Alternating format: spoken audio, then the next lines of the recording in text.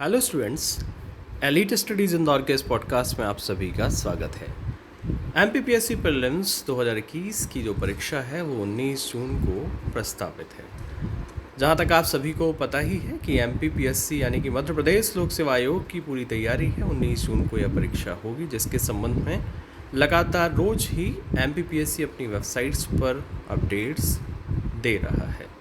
आपको बता दें कि आप सभी की रिक्वेस्ट पर यह पॉडकास्ट हम लेकर आए हैं, जिसमें आप सभी ने जानना चाहा है कि बचे हुए 3-4 दिनों में ऐसा क्या पढ़कर जाया जाए, ऐसे कौन से टॉपिक्स को रिवाइज़ किया जाए जिससे कि कट ऑफ निकल जाए, आप मेरिट को क्रॉस कर जाएं। देखिए, बहुत सारे सब्जेक्ट्स हैं, टॉपिक्स हैं, सभी इम्पॉर्टेंट हैं, लेकिन आप सभी को पता है कि अगर आप पिछले पुराने कुछ पेपर्स देखते हैं तो आप पाएंगे कि निश्चित रूप से अगर इन बचे हुए 3-4 दिनों में आपने वो टॉपिक्स अच्छे से कवर कर लिए तो निश्चित रूप से आपका कट ऑफ ही निकलेगा और कट ऑफ से कुछ नंबर आपके ज़्यादा भी आएंगे, मतलब आप मुख्य परीक्षा में बैठने की स्थिति में निश्चित रूप से हो जाएंगे। इससे पहले मैं आपको बता दूं, आने वाली सभी परीक्षाओं एमपीपीएससी प्रीलिम्स, मेंस, इंटरव्यू के notes, test series, video lectures, online classes सभी कुछ आपको मिल जाएंगी। इसके लिए आपको व्हाट्सएप करना है 9685570712 पर। इसके अलावा व्यापम की सभी परीक्षाएं, बैंक, एसएससी, रेलवे के लिए भी आप इंक्वायरी कर सकते हैं। डिस्क्रिप्शन में दी गई हमारी सोशल मीडिया की सभी लिंक्स पर जाकर उनको फॉलो करिए, सब्सक्राइब करिए। चलिए शुरू करते हैं। तो देखिए, अगर हम प्रारंभिक परीक्षा का सिलेबस देखें तो सबसे महत्वपूर्ण जो है वो आपके लिए है मध्य प्रदेश। इसमें आपकी जो 3 यूनिट हैं, एक तो पहली है आपकी मध्य प्रदेश का इतिहास, संस्कृति एवं साहित्य। उसके बाद आपको तीसरी यूनिट जो है आपकी मध्य प्रदेश का भूगोल, और इसके बाद आपको अगली यूनिट जो दी गई है वो आपको मध्य प्रदेश राज्य की जो आपकी संवैधानिक व्यवस्था है, अर्थव्यवस्था है, उसके संबंध में है। तो ये मान लीजिए कि एक यूनिट से औसतन 10 प्रश्न पूछे जाएंगे, यानी कि कुल मिलाकर 30 प्रश्न आपके मध्य प्रदेश से पूछे जाएंगे। तो आपको 1, 3 और 5 ये यूनिट सबसे पहले करना है, सबसे प्रायोरिटी पे करना है। और अगर आपने इनको पढ़ लिया अच्छे से तो आप एक पुणेकर की ऑब्जेक्टिव टाइप जो बुक आती है उससे सारे क्वेश्चंस लगा लीजिए। हालांकि ध्यान रखिएगा, इक्का दुक्का आपको वहाँ पर गलतियाँ त्रुटियाँ ज़रूर मिलेंगी, तो वो आपको अपनी समझ से थोड़ा सा देखना पड़ेगा। उसके बाद फिर अब देखिए, ये 30 नंबर की आपकी तैयारी हो गई, 30 जो हैं प्रश्नों की तैयारी हो गई, क्योंकि आपको पता है कि यहाँ पर एक प्रश्न 2 नंबर का होता है। तो 30 प्रश्न आपके औसतन आएंगे मध्य प्रदेश से, जो कि आपको पता है कि जो आपका कट ऑफ जाता है उसका लगभग आधे प्रश्न जो है एमपी से पूछे जाने हैं। तो आप सभी को मैं ये कहना चाहूँगा कि आपको ये 3 यूनिट कर लेनी है।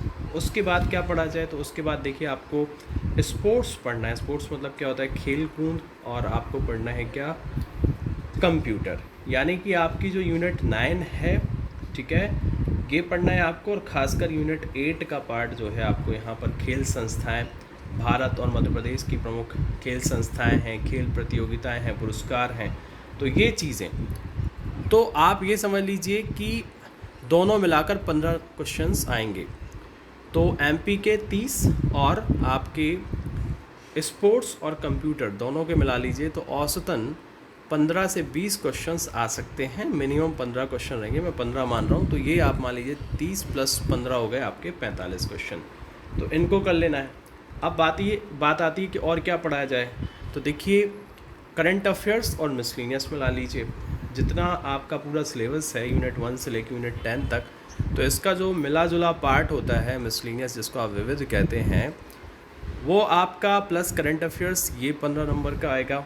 तो आपका 45 + 15 हो गया 60, यानी 60 नंबर तक आप पहुंच गए।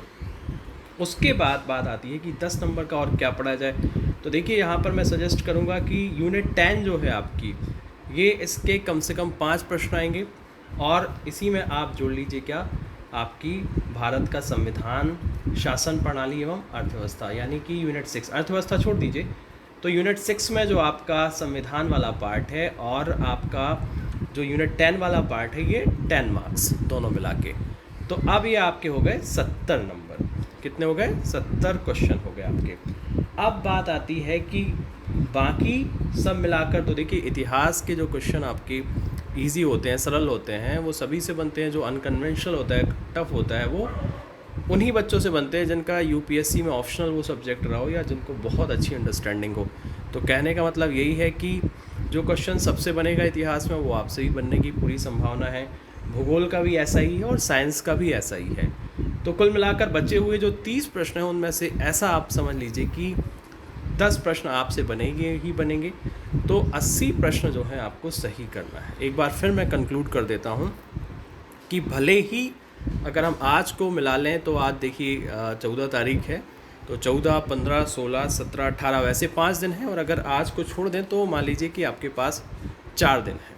अब इन 4 दिनों में आपको जो करना है वो सिर्फ एक ही काम करना है कि आपको मध्य प्रदेश की तीनों यूनिट का रिवीजन बहुत अच्छे से कर लेना है, क्वेश्चंस लगा लेना है। उसके बाद आपको फिर मैंने वही बताया, खेल कूद अच्छे से पढ़ लेना है, रिवीजन क्वेश्चंस लगा लेना है। आपको कंप्यूटर यानी कि यूनिट 9 अच्छे से पढ़ लेना है, क्वेश्चंस लगा लेना है। तो ये आपके 30 + 15 मिला के 50 नंबर की तैयारी। फिर उसके बाद आपको करंट अफेयर्स विविध, ये आपकी यूनिट 8, तो यहाँ पर इसको मिलाकर आपके हो जाएंगे कितने, 15 और ऐड कर लीजिए, तो ये आपका पार्ट हो जाएगा 60 नंबर। 10 नंबर में आपका यूनिट 10 और 5 नंबर का संविधान। ऐसे करके आप कह सकते हैं कि यूनिट 10 और 5 नंबर का संविधान, तो 60 में 10 मिला लीजिए तो 70 नंबर आप पहुंच गए हैं।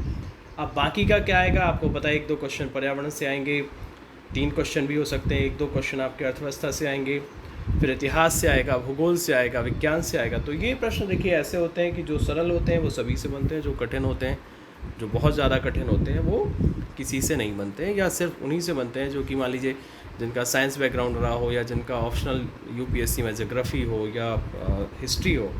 तो मैंने आपको एक 4 दिनों में मेरिट में आने की एक बहुत अच्छी रणनीति बता दी है, जो कि पहले से ही मैं जो मेरे स्टूडेंट्स हैं मैंने आपको पहले ही बताया कि जो भी students elite studies Indore Prince sir के नोट्स ले रहे हैं, टेस्ट सीरीज़ ले रहे हैं, उनको प्रिंस सर स्वयं उनकी रणनीति जो है पेपर पर बनवाते हैं, नोट करवाते हैं, सो दैट उसी को फॉलो करते हैं, उसी स्ट्रेटजी से, उसी टाइम मैनेजमेंट से, उसी तरीके से कैसे पढ़ना है, कैसे फैक्ट्स को याद रखना है, वो भी तरीका बताया जाता है। तो आप भी ये काम कर सकते हैं। खैर अभी तो 19 तारीख को आपका एग्ज़ाम है, तो अब आप एग्ज़ाम दीजिए, और उसके बाद जब आपका मेंस एग्जामिनेशन होगा तो प्रिंस सर के वीडियो लेक्चर्स, ऑनलाइन कक्षाएं, नोट्स, टेस्ट सीरीज ज्वाइन करना ना भूलिएगा। और अभी भी आपके पास मौका है, अगर आप प्रिंस सर की जो टेस्ट सीरीज़ है उसको लगाना चाह रहे हैं तो आप ये PDF में प्राप्त कर सकते हैं। मैं दिखा देता हूँ आपको। तो ये जो टेस्ट सीरीज़ है हमारी, इसमें सारी यूनिट्स कवर हैं, फुल लेंथ टेस्ट हैं, कोई भी क्वेश्चन आपका नहीं छूटेगा, और इसमें जो आपका लेवल है वो बहुत ही अच्छा है। अगर आप इसको लगाएंगे, सॉल्व करेंगे तो निश्चित रूप से आपको फ़ायदा होगा। आंसर की भी आपको दे दी जाएगी। अगर कोई आपको डाउट है तो आप हमारे नंबर 9685570712 पर पूछ भी सकते हैं कि इस प्रश्न में आपको ये समस्या आ रही है। तो एक बात हमेशा याद रखना कि टेस्ट सीरीज़ बहुत सफल रही, बहुत अच्छा रिस्पॉन्स रहा, बच्चों का बहुत मज़ा आया। दूसरी चीज़, मेंस के लिए गलती मत करना। मैं हमेशा कहता हूँ कि प्रिंस सर के नोट्स और टेस्ट सीरीज़ दोनों मिलकर भी आपको एग्ज़ाम में सफलता दिला देंगे। फ़िलहाल यही कहूँगा कि देखिए क्या होता है ये तो भविष्य पर निर्भर करेगा, एग्ज़ाम होगा नहीं होगा, टलेगा नहीं टलेगा, लेकिन एक बात आपको क्लियर है, मुझे क्लियर है कि MPPSC की तैयारी पूरी है एग्ज़ाम करवाने की, जो कि लगातार अपडेट्स वेबसाइट्स पर आ रही हैं। मिलते हैं अगले पॉडकास्ट में। धन्यवाद।